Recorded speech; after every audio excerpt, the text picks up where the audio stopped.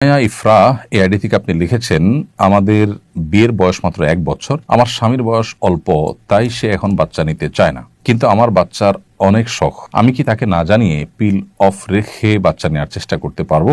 বোন ইনায়া ইফরা, আপনার প্রশ্নের উত্তর হলো, আপনার স্বামী তিনি আপনাকে সন্তান গ্রহণ থেকে কোনো যৌক্তিক কারণ ছাড়া নিবৃত্ত রাখতে পারেন না।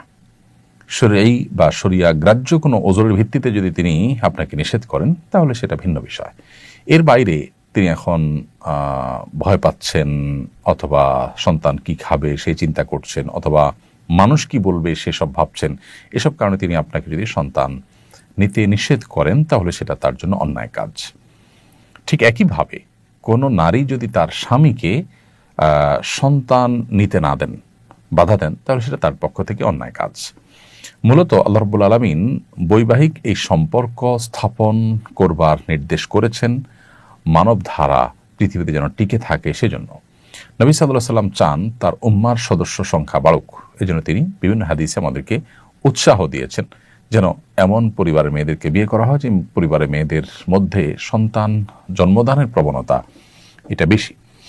তো সেই জন্য সন্তান জন্ম দেওয়া এটা স্বামী স্ত্রী উভয়ের অধিকার, কমন অধিকার, এবং এই অধিকার থেকে স্বামী তার স্ত্রীকে বা স্ত্রী তার স্বামীকে কেউ কাউকে বঞ্চিত রাখতে পারেন না। সেই জায়গা থেকে আপনি যদি পিল অফ রেখে বাচ্চা নেন তো সেটা আপনার জন্য জায়েজ আছে, এবং এই কাজটা যদি আপনি এরকম নিজে চুপে চাপে না করে তার সাথে আলোচনা করে তাকে বুঝিয়ে কাউন্সিলিং করিয়ে করতে পারেন সেটা সবচেয়ে উত্তম।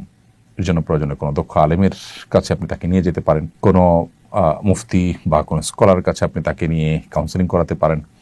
আল্লাহর ভয় তার ভিতরে যেন জাগ্রত হয় সেজন্য তাকে আপনি বোঝাতে পারেন, তার জন্য দোয়া করতে পারেন, নাসিহা করতে পারেন, ভালোবাসা, স্বামী স্ত্রী সুলভ যে ভালোবাসার আবদার আছে সেই জায়গা থেকে তার কাছ থেকে আদায় করে নিতে পারেন, সেটা সবচেয়ে উত্তম। কিন্তু সেটা যদি কোনো কারণে করা না যায় তাহলে আপনি এটা করলে আপনার জন্য সেটি নাজায়েজ নয়। অনেক বোনরাই কিন্তু এরা জানতে চান যে তিনি স্বামীর বাধার মুখে পড়ে পিল খাচ্ছেন কিন্তু তিনি সন্তান নিতে চান, তো তার সেই অধিকার আদায়ের জন্য তিনি যদি পিল অফ করে দেন সেটি তার জন্য হারাম হবে না, নাজায়েজ হবে না, কারণ স্বামী তার অধিকার থেকে তাকে বঞ্চিত করছেন এবং এই রাইট কিন্তু স্বামীকে দেওয়া হয়নি। তবে হ্যাঁ, আবার বলছি, শরিয়া গ্রাহ্য কোনো যৌক্তিক ওজরের ভিত্তিতে যদি হয় সেটা ভিন্ন কথা। লোকে কি বলবে, চক্ষু লজ্জা কিংবা টাকা পয়সার অভাব, চাকরি বাকরি নাই, কি খাবে, বাচ্চার খরচ কিংবা কোত্থেকে আসবে, এইসব চিন্তা থেকে যদি কেউ এরকম করেন তো সেটা কোনো অবস্থাতেই গ্রহণযোগ্য নয়। এ বিষয়ে ফতোয়ার বিশ্ববিখ্যাত ওয়েবসাইট ইসলাম কিউ.এ, এটাতে শেখ মোহাম্মদ সালেহ আল মুনাজ্জিদ হাফিজাহুল্লাহর তত্ত্বাবধানে পরিচালিত ওয়েবসাইটে এই ফতোয়া স্পষ্টভাবে উল্লেখ আছে, এবং সেখানেও উলামা ইকরাম মুফতিগণ এই মত ব্যক্ত করেছেন যে স্বামী কিংবা স্ত্রী কোনো একজন যদি অপরজনকে সন্তান গ্রহণের অধিকার থেকে বঞ্চিত করেন তাহলে সেক্ষেত্রে তিনি তার সঙ্গীর অনুমতি ছাড়াও সন্তান গ্রহণ করবার ইখতিয়ার তার রয়েছে, শরিয়ার তাকে সে অধিকার দিয়েছে। সম্পত্তিতে নারীর সমান অধিকারের কথা কয়দিন পর পরই ওঠে, কিভাবে এর স্থায়ী সমাধান করা সম্ভব? প্রিয় দর্শক, আমি তো মনে করি এর সমাধান হয়ে আছে।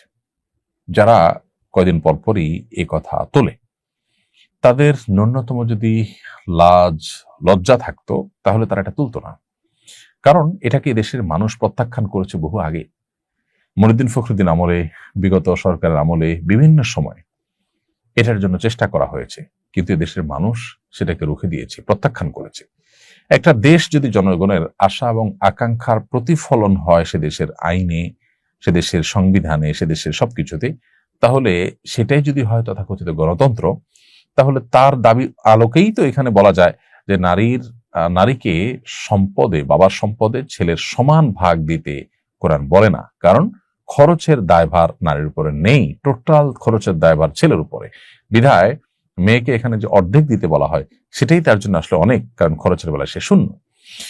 তো যারা এখানে সমান সমান দেওয়ার কথা বলেন এবং তারা মনে করেন যে নারীকে বোধহয় সমান সমান দিলে তিনি স্বাবলম্বী হবেন, পুরুষের টর্চারের থেকে তিনি রক্ষা পাবেন, অনেক পুরুষ খারাপ, তারা সামান্য একটু ভরণ পোষণ দিয়ে স্ত্রীর উপরে জুলুম করে, সেটা আর সইতে হবে না যদি বাবার সম্পদে ডাবল সম্পদ পান।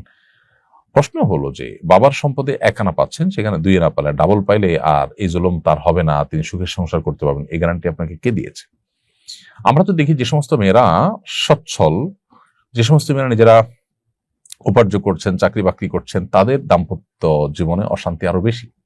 তারা তো বরং পারিবারিক জীবনে সুখ শান্তিতে কম আছে। প্রত্যেকটা প্রত্যেকটা জরিপ এবং প্রত্যেকটা সার্ভে এই তথ্যই দিচ্ছে আমাদেরকে। তাহলে বোঝা গেল যে নারীকে সম্পদ এর ক্ষেত্রে বা ভাইয়ের সমান বোনকে যদি দেওয়া হয়, তাহলেই শুধুমাত্র এই সমস্যা দূর হয়ে যাবে, তার জুলুম কমে যাবে, তা কিন্তু নয়। বরং যেটুকু শরীয়ত তাকে দিয়েছে সেটুকু যদি তাকে আদায় করার ব্যবস্থা থাকে, যেমন বাবার সম্পদে তিনি পান, মায়ের সম্পদে তিনি পান, ভাইয়ের সম্পদে তিনি পান, বোনের সম্পদ তিনি পান, স্বামীর সম্পদ তিনি পান, এবং সন্তানদের সম্পদ তিনি পান, মোহর হিসাবে তিনি পান, তার সব পাওনাগুলো যদি আদায়ের ব্যবস্থা থাকে, তাহলে সেটা দিয়ে কিন্তু তিনি স্বাবলম্বী হতে পারেন, নিজের পায়ে নিজে দাঁড়াতে পারেন। নারীকে সম অধিকার দেওয়ার কথা বলে মূলত সমাজকে পরিবারের যে বন্ধন আছে, আমাদের পারিবারিক যে সুখ আছে, এটা দূর করার অপপ্রয়াস চালাচ্ছে এক শ্রেণী মানুষ। কারণ তখন পশ্চিমাদের মতো পরিবার ব্যবস্থাপনা থাকবে না, এবং এর কুফল আমাদেরকে ভোগ করতে হবে। আল্লাহ তাআলা আমাদেরকে বোঝার তৌফিক দান করুন। রোজিনা আক্তার, আপনি লিখেছেন, আমার বিয়ে হয়েছে 9 বছর আগে পারিবারিক ভাবে, কিন্তু আমাদের কাবিন হয়েছে মুখে মুখে, কাগজ কলমে নয়। এতে কোনো সমস্যা হবে কিনা? শরীয়তের এই দৃষ্টিকোণ থেকে তো কোনো অসুবিধা নেই। আপনার 9 বছর আগে পারিবারিক ভাবে যে বিবাহ হয়েছে, এর মাধ্যমে আপনারা স্বামী স্ত্রী হিসাবে গণ্য হয়ে গেছেন, এবং পরস্পরের যে হক বা কর্তব্য আছে সেগুলো আপনাদেরকে ঠিক আদায় করতে হবে, এবং মুখোমুখি যে কাবিন হয়েছে তার মাধ্যমেই আপনাদের বিয়ে সম্পন্ন হয়ে গেছে। এখন নতুন করে আপনাদের আর শরীর দৃষ্টিকোণে কিছু করতে হবে না। তবে আপনার কাবিননামা যদি পূরণ করা না হয়, লিখিত যদি না হয়, তাহলে সেক্ষেত্রে প্রচলিত আইনের লঙ্ঘন হওয়ার কারণে আপনি বিপাকে পড়তে পারেন, সেটা ভিন্ন বিষয়। জান্নাত চৌধুরী আইডি থেকে আপনি লিখেছেন, চাচা শ্বশুরের সঙ্গে কি পর্দা করা যাবে? উত্তর হলো, পর্দা করা যাবে নয়, বরং পর্দা করতে হবে। চাচা শ্বশুরের সাথে পর্দা করতে হবে, চাচা শ্বশুরের সাথে আপনি দেখা দিতে পারেন না। একজন নারী হিসাবে আপনার স্বামীর চাচা, তিনি আপনার গায়ের মাহরাম, যার কারণে তার সাথে আপনি পর্দা মেনটেন করে চলতে হবে। নোমান ইবনে সাবের আপনি আইডি থেকে লিখেছেন, আমার বোন সিজারের সময় ডাক্তারের ভুলের কারণে মারা যায়, সে কি শহীদি মর্যাদা পাবে? ডাক্তারের ভুলের কারণে যদি মারা যায় এবং চিকিৎসা করতে গিয়ে মারা যায়, শাহাদাতের মর্যাদা তাকে দিতেও পারেন। সাধারণত পেটের পীড়া কেউ মারা গেলে, আকস্মিক দুর্ঘটনা মারা গেলে তাকে শহীদের মর্যাদা দেওয়ার কথা হাদিসে বলা হয়েছে। তো এভাবে ডাক্তারের ভুলের কারণে মারা গেলে বা ট্রিটমেন্ট করতে গিয়ে মারা গেলে তাকে শাহাদাতের মর্যাদার কথা সরাসরি বলা না হলেও, অন্যান্য যে 5টি শ্রেণীর মানুষকে যারা এরকম আকস্মিক বিপদের মধ্যে পড়ে যারা মৃত্যুর মুখে পতিত হয়েছেন, তাদেরকে শাহাদাতের মর্যাদা দেওয়ার কথা যে বলা হয়েছে, তার উপর ভিত্তি করে এখানেও শাহাদাতের মর্যাদা তিনি পেতে পারেন, সেই ধারণা আমরা করতেই পারি। এনটি উদ্দিন লিখেছেন, আমার পিতা জীবিত অবস্থায় আমার মায়ের নামে জমি কিনে বাড়ি করে দিয়েছেন। বর্তমানে মাতা উক্ত সম্পদটি সন্তানদের মাঝে বন্টন করে দিতে চান। শরীয়ত আল্লাহকে কিভাবে বন্টন করতে হবে? যদি সন্তানদের মুখে জীবদ্দশা দিতে চান, সেটা উপহার হিসাবে বিবেচিত হবে, উপহার হলে সমান হারে দিয়ে দিবেন। আর ওয়ারিস হিসাবে তারা প্রত্যেকটা সম্পদের ভাগিদার হিসাবে যদি তাদেরকে দিতে চান, তাহলে সেটা মৃত্যুর পরেই বন্টন হবে। জীবদ্দশায় তিনি শুধুমাত্র কোরআনের বর্ণনার আলোকে হারটা ঠিক করে ওসিয়ত করে দিয়ে যেতে পারেন, যেন এটা সঠিকভাবে বন্টন হয়। জীবদ্দশাতে বন্টন করা, পরিত্যক্ত সম্পদের বন্টন করা শরীয়তে বিধিবদ্ধ নয়। তবে হ্যাঁ, উপহার রোপণ হিসাবে দিলে সেটা ভিন্ন বিষয়। মোহাইমিনুল আপনি এআইডি থেকে লিখেছেন, একসময় হিন্দু মেয়ের সাথে অবৈধ সম্পর্কে ছিলাম, তারপর বুঝতে পেরেছি আমি গুনাহের মধ্যে আছি, তাই মেয়েটির সাথে আর যোগাযোগ রাখিনি। হয়তো সে কষ্ট পেয়েছে, এখন কি আমাকে সে মেয়ের কাছে ক্ষমা চেয়ে নিতে হবে? আল্লাহ তাআলার কাছে তওবা করবেন, এবং সম্ভব হলে আপনি যে আসলে শরঈ কারণে ফিরে এসেছেন এবং নিজের ভুল বুঝতে পেরেছেন, তাকে সে মেসেজ বার্তা দিবেন। তার কোনো হক নষ্ট করে থাকলে তার সাথে প্রতিশ্রুতি দিয়েছেন, অথবা তার সাথে তাকে আপনি তার কোনো অধিকার নষ্ট করেছেন কোনোভাবে, আমি জানি না, সেরকম যদি হয় তাহলে সেক্ষেত্রে আপনি অবশ্যই তার কাছ থেকে মাপ চাইবেন, কিন্তু সে সাথে মূল মাপটা আল্লাহর কাছে এখানে চাইতে হবে আপনাকে। আমি নিজের জীবনের কোনো লক্ষ্য ঠিক করতে পারছি না, কোনো কিছুতে ফোকাসড থাকতে পারছি না, সবসময় ডিস্ট্র্যাক্ট হয়ে থাকি, আমার জীবনের উদ্দেশ্য খুঁজে পাই না, করণীয় কি? দেখুন, এই যে অস্থিরতা, এই যে ব্যাকুলতা, এটা মূলত আল্লাহর স্মরণ না থাকার কারণে।